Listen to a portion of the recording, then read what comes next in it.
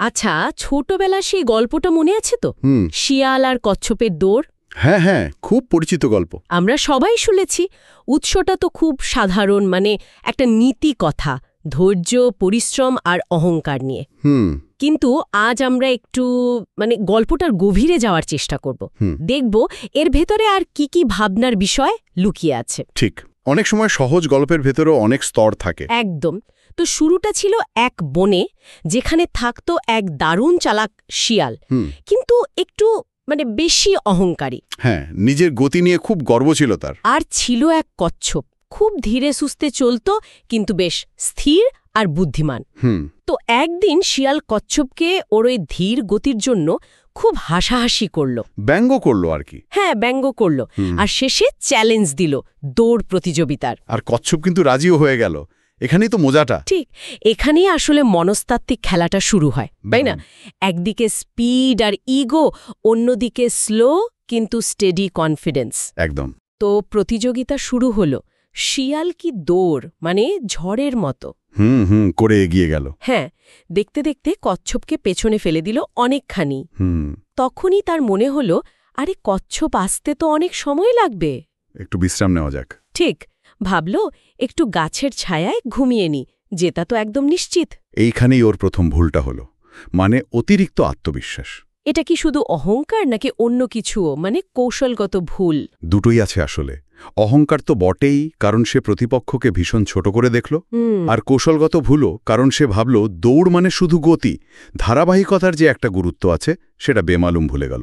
আর অন্যদিকে কচ্ছপ, সেই কিন্তু থামেনি। না, এক মুহূর্তের জন্যও না। সে জানত তার গতি কম, হ্যাঁ, কিন্তু ওর ফোকাস ছিল একদম লক্ষ্যে। ধীরে ধীরে কিন্তু অবিচলভাবে এগিয়ে গেছে, বাইরের কথায় কান দেয়নি। এটাই ওর আসল শক্তি। ওর ওই অধ্যবসায়, একদম কনসিস্টেন্সি। ছোপের জয়ে হই হই করছে। তখনই শিয়ালের ঘুম ভাঙল। আর দেখল সে হেরে গেছে। কি লজ্জা, কি অপমান! হ্যাঁ, ওর মুখেই তো শোনা গেল কথাটা, আমি অহংকার করেছিলাম তাই হেরেছি। এই হারটা ওর জন্য একটা বড় শিক্ষা নিশ্চয়ই। অবশ্যই। এখানেই গল্পের মূল বার্তাটা খুব স্পষ্ট হয়ে যায়। এক, ধৈর্য আর লেগে থাকলে সাফল্য আসবেই। আর দুই, অহংকার করলে পতন হবেই। এখানে আরেকটা জিনিস ভাবার মতো, কচ্ছপের যে দুর্বলতা, ওর ধীর গতি, সেটাও পুষিয়ে নিল ওর ভেতরের শক্তি দিয়ে। অধ্যবসায়, স্থির লক্ষ্য। ঠিক, তার শুধু বাইরের দক্ষতা বা গতি সব নয়। না, একেবারেই না। মানসিক জোর, স্ট্র্যাটেজি আর কাজের ধারাবাহিকতা, এগুলো অনেক বেশি জরুরি। কে কত জোরে শুরু করল তার চেয়ে কে শেষ পর্যন্ত টিকে থাকল, সেটাই আসল। আর গল্পটা এখানেই শেষ নয়, একটা সুন্দর মোড় আছে শেষে। হ্যাঁ, পরিবর্তনটা। শিয়াল শুধু হারল না, ও নিজের ভুলটা বুঝল। গল্পে যেমন আছে, ওরা দুজন ভালো বন্ধু হয়ে গেল। শিয়াল আর অহংকার করল না। এটা খুব গুরুত্বপূর্ণ। হার থেকেও শেখা যায়, নিজেকে বদলানো যায়। একটা পজিটিভ দিক। একদম। যদি একটু বড় ক্যানভাসে দেখি, এই গল্পটা শুধু একটা দৌড়ের গল্প নয়, এটা জীবনেরও গল্প।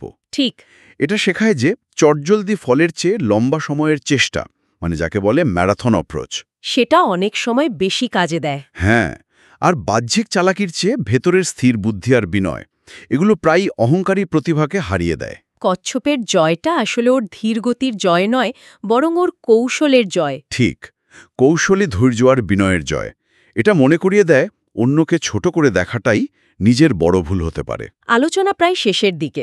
আচ্ছা, একটা প্রশ্ন রেখে যায় না হয় সবার ভাবনার জন্য? বলুন। আমাদের এই বাস্তব জীবনে কোন কোন জায়গায় এই কচ্ছপের নীতিটা, ধীর কিন্তু স্থিরভাবে এগোনো, বেশি কাজে দেয়, দ্রুত কিন্তু অনিয়মিত চেষ্টার চেয়ে? খুব ভালো প্রশ্ন। আর এটাও কি সত্যি যে অনেক সময় আমাদের ক্ষমতার অভাব যতটা না বাধা দেয়, তার চেয়ে বেশি বাধা দেয় আমাদের অতিরিক্ত আত্মবিশ্বাস? ওই শিয়ালের মতো অবস্থা আর কি। হ্যাঁ, এটা সত্যি ভাবার মতো একটা বিষয়। নিজের শক্তি আর দুর্বলতা দুটোকে ঠিকঠাক চেনাটা খুব দরকারি। ঠিক, একটু ভেবে দেখা যেতে পারে।